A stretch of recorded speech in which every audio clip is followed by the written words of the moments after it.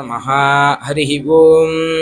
ॐ अभयवरदहस्तं सौम्यशृङ्गारभावं विपुलवदननेत्रं चन्द्रबिम्बाङ्कमौलिं ऋजुतनो समपादस्थानकं विद्रुमाभं परशुहरिणपाणिं पद्मपीठोपरिस्थं शिवा திருச்சிற்றம்பலம் தில்லையம்பலம்.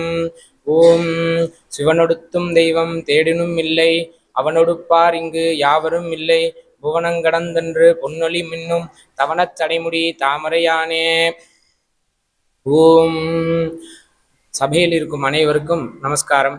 நான் இன்று பகிரப்போகும் விஷயம் என்னவென்றால் சிவபூஜா ஸ்தவம். சிவஹா அப்படின்னா சிவம் சுவாமி, பூஜா அப்படின்னா பூஜை, ஸ்தவம் அப்படின்னா ஸ்தோத்திரம் துதிப்பது. சிவபூஜையை சிவபூஜா ஸ்தவம், சிவபூஜை துதிப்பது அப்படின்னு அர்த்தம். இந்த சிவபூஜாஸ்தவம் இயற்றியவர் ஸ்ரீமான் ஞானசம்பு சிவாச்சாரியார். இவர் சோழ தேசத்தை சேர்ந்தவர். இவர் மொத்தம் 47 ஸ்லோகங்கள் இயற்றியுள்ளார். அதிலிருந்து நாம் 6வது ஸ்லோகமும் 7வது ஸ்லோகமும் எனக்கு தெரிந்தவை நான் உங்களிடம் ஸ்லோகத்தினுடைய அர்த்தத்தை பகிர்கிறேன். 6வது ஸ்லோகம். தேஜோ நிதானமச்சலம் சிவமர்த்தராத்ரே நித்யம் நிரஸ்த விஷயைஹி பரமார்த்த திருக்பிஹி விஜ்ஞேயமவ்யயமசிந்த்யமபாவனீயம் உன்மன்யதீத விஷயம் சததம் ஸ்மராமி. இந்த ஸ்லோகத்தில் மொத்தம் 14 பதங்கள் உள்ளன. இஸ்லோகத்தினுடைய தமிழ் அர்த்தங்களை நாம் பார்ப்போம்.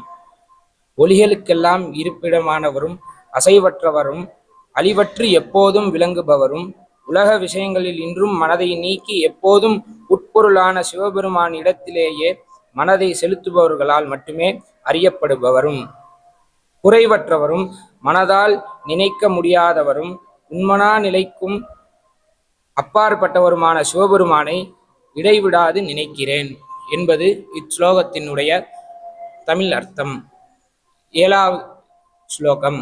உஷ்மாதிக்ரந்தியந்த தத்வக்ரம நிஹித பதாக்ராந்த சம்சுத்த வித்யா தத்வாந்த வியாபி சாதாசிவ விஷதபதம் பாவயன்னாத்மரூபம் சைவ ஞான பிரசித்த பிரவர விதிகதா அசேஷ சத்கிருத்தியகாரி ஜீவம் ஹிருத்யவ குர்யாத் ரவிசசிதகன வியோமசக்தியந்தரஸ்தம். இஸ்லோகம் மொத்தம் 10 பதங்களாக இருக்கின்றது. இஸ்லோகத்தினுடைய தமிழ் அர்த்தத்தை நாம் காண்போம்.